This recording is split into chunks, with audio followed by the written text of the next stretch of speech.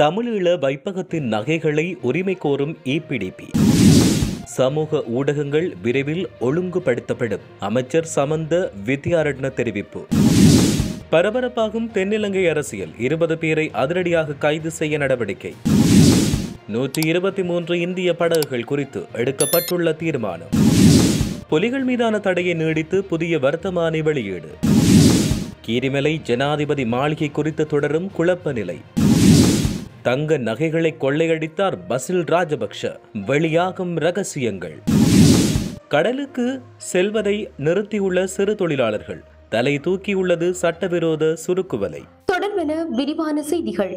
தமிழீழ விடுதலை புலிகளின் வைப்பகத்தில் நகைகளை அடகு வைத்தவர்கள் அதற்கான ஆவணங்களை சமர்ப்பிக்கும் பட்சத்தில் அவற்றுக்கான தற்போதைய சந்தை பெறுமதியை அரசாங்கம் வழங்க வேண்டும் என ஈழமக்கள் ஜனநாயக கட்சி வலியுறுத்தியுள்ளது. அத்துடன் அவ்வாறு அடைவு வைக்கப்பட்டமைக்கான ஆவணங்கள் தங்களுடைய கட்சியின் உறுப்பினர்களிடம் இருப்பதாக தெரிவிக்கப்பட்டுள்ளது. யாழ் ஊடக அமையத்தில் இன்று நடைபெற்ற ஊடக சந்திப்பில் ஈழமக்கள் ஜனநாயக கட்சியின் ஊடக செயலாளர் ஸ்ரீகாந்த் பன்னீர்செல்வம் மற்றும் கிளிநொச்சி மாவட்ட செயற்பாட்டாளர்களில் ஒருவரான S. சுந்தராம்பாள் ஆகியோர் கலந்து கொண்டு கருத்து வெளியிட்ட போதே இந்த விடயங்கள் தெரிவிக்கப்பட்டுள்ளன.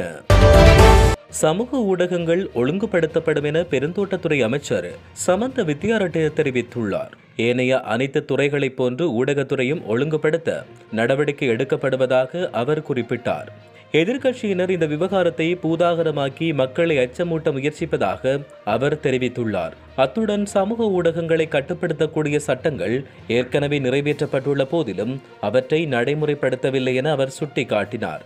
மேலும் சமூக ஊடகங்களை ஒழுங்குபடுத்துவது உலகம் முழுவதிலும் முன்னெடுக்கப்பட்டு வருவதாகவும் அதை ஊடக ஒடுக்குமுறையாக கருத முடியாதென்றும் அவர் இதன்போது தெரிவித்துள்ளார்.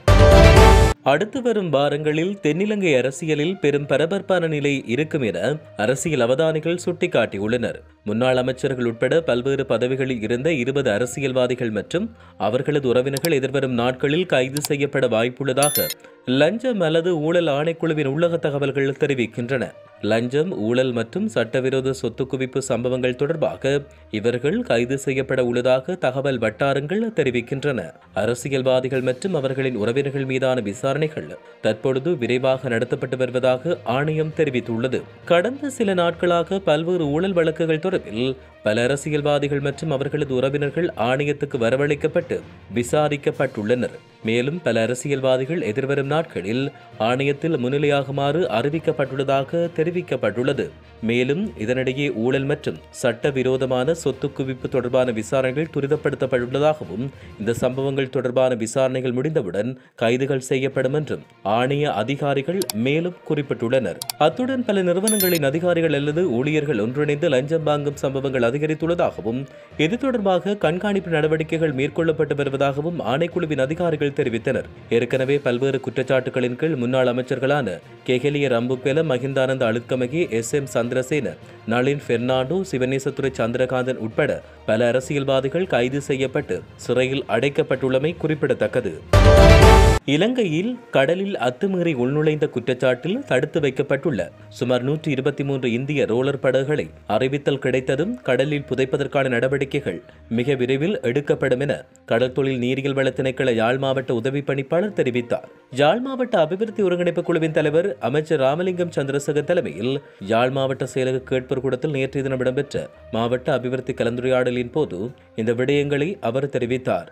மேலும் அவர் தெரிவிக்கையில் சுமார் 3 தொடக்கம் 4 வருடங்களாக யாழ் மயிலட்டி துறைமுகத்தில் இந்திய படகுகள் அத்துமீறிய ரோலர் படகுகள் தடுத்து வைக்கப்பட்டுள்ளன. இந்த படகுகள் தடுத்து வைக்கப்பட்டுள்ளதால் தமது உள்ளூர் கடற்றொழிலாளர்கள் தமது படகுகளை கட்டுவதில் பாரிய இடர்பாடுகளை எதிர்நோக்கி வருகிறார்கள். இதன் காரணமாக குறித்த படகுகளை கடலில் புதைப்பதற்கான ஏற்பாடுகள் இடம்பெற்று வரும் நிலையில் கடலுக்கு ஆபத்தை ஏற்படுத்தக்கூடிய உபகரணங்களை குறித்த ரோலர் படகில் இருந்து அகற்றும் நடவடிக்கைகள் தற்சமயம் இடம்பெற்று வருவதாக தெரிவிக்கப்பட்டுள்ளது. பாதுகாப்பு அமைச்சின் அனுமதி கிடைத்தவுடன் கடலில் புதைப்பதற்கான நடவடிக்கைகள் மேற்கொள்ளப்படும் என அவர் இதன் பொழுது தெரிவித்திருந்தார். தமிழீழ விடுதலை புலிகள் மீதான தடையை நீடித்து புதிய வர்த்தமானி அறிவித்தல் வெளியிடப்பட்டுள்ளது. அரசாங்கம் நாட்டில் தடை செய்யப்பட்ட அமைப்புகள் மற்றும் நபர்களின் பட்டியலை புதுப்பித்து நேற்று புதிய வர்த்தமானி அறிவித்தலை வெளியிட்டது. பாதுகாப்பு அமைச்சின் செயலாளரால் இந்த அதிவிசேட வர்த்தமானி அறிவித்தல் வெளியிடப்பட்டுள்ளது. இதில் தற்போது 15 அமைப்புகள் 217 தனிப்பட்ட நபர்களின் பெயர்கள் உள்ளடக்கப்பட்டுள்ளன. முன்னதாக கடந்த பிப்ரவரி 20ஆம் தேதி வெளியான வர்த்தமானியில் 15 அமைப்புகள் மற்றும் 222 நபர்கள் பட்டியலிடப்பட்டனர். புதிய பட்டியலில் விடுதலை புலிகள், தமிழர் புனர்வாழ்வு அமைப்பு, நாடு கடந்த தமிழீழ அரசாங்கம் போன்ற அமைப்புகள் தொடர்ந்து தடைப்பட்டவையாக இருந்து வருகின்றன. இந்த நடவடிக்கை தேசிய பாதுகாப்பை உறுதிப்படுத்தும் நோக்கில் மேற்கொள்ளப்பட்டுள்ளதாக அரசாங்கம் அறிவித்துள்ளது. கீரிமலை ஜனாதிபதி மாளிகையை யாழ்ப்பாண பல்கலைக்கழகத்துக்கு வழங்க வேண்டும் என்ற கோரிக்கையை நாடாளுமன்ற உறுப்பினர்களான கஜேந்திரகுமார் பொன்னம்பலம், அர்ஜுனா ராமநாதன் முன்வைத்த நிலையில் அதை பல்கலைக்கழகத்தால் பராமரிக்க முடியுமா என்ற பிரச்சினை உள்ளதாக தேசிய மக்கள் சக்தியினர் சந்தேகம் வெளியிட்டுள்ளனர். யாழ்ப்பாணம் கீரிமலையில் அமைந்துள்ள ஜனாதிபதி மாளிகையை பயனுள்ள வகையில் பயன்படுத்துவதற்கான திட்ட முன்மொழிவுகளை கோரிய நிலையில் யாழ்ப்பாண பல்கலைக்கழக இந்து கற்கைகள் பீடத்துக்கான திட்ட முன்மொழிவு 2 தனியார் பல்கலைக்கழகங்கள் ஆரம்பிப்பதற்கும் சுற்றுலா மையம் அமைப்பதற்குமாக மொத்தம் 4 முன்மொழிவுகள் முன்வைக்கப்பட்டன என நேற்று நடைபெற்ற யாழ்ப்பாண மாவட்ட ஒருங்கிணைப்பு குழு கூட்டத்தில் சுட்டிக்காட்டப்பட்டது. இதன்போது நாடாளுமன்ற உறுப்பினர் கஜேந்திரகுமார் பொன்னம்பலம் கருத்து தெரிவிக்கையில், ஜனாதிபதி மாளிகையை யாழ்ப்பாண பல்கலைக்கழகத்துக்கு வழங்குவதே சிறந்தது. இதை விடுத்து தனியாருக்கு வழங்குவதென்றால் இதை ஆராய வேண்டும். மேலும் இந்த கட்டடம் தனியாருக்கு சொந்தமான காணியில் அமைந்துள்ளது. எனவே காணி உரிமையாளர்களோடு கலந்துரையாடாமல் எந்த ஒரு முடிவையும் எடுக்க முடியாது என்று அவர் குறிப்பிட்டார். நாடாளுமன்ற உறுப்பினர் அர்ஜுனா ராமநாதன் கருத்து தெரிவிக்கையில், யாழ்ப்பாண பல்கலைக்கழகத்துக்கு வழங்குவதே சிறந்தது. தனியார் பயன்படுத்துவதில் முறையாக வெளிப்படையான கோரல் மூலமே அது வழங்கப்பட வேண்டும் என அவர் குறிப்பிட்டார்.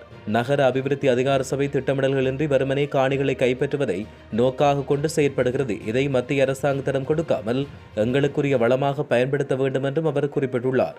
யாழ் மாவட்டத்தில் அரசாங்க அதிபர் கருத்து தெரிவிக்கையில், ஜனாதிபதி மாளிகை சுமார் 29 ஏக்கர் பரப்பளவில் அமைய பெற்றுள்ளது. 17 காணி உரிமையாளர்கள் அடையாளப்படுத்தப்பட்டுள்ளனர். அவர்களில் 6 பேர் காணிகளை வழங்க சம்மதம் தெரிவித்துள்ளனர்.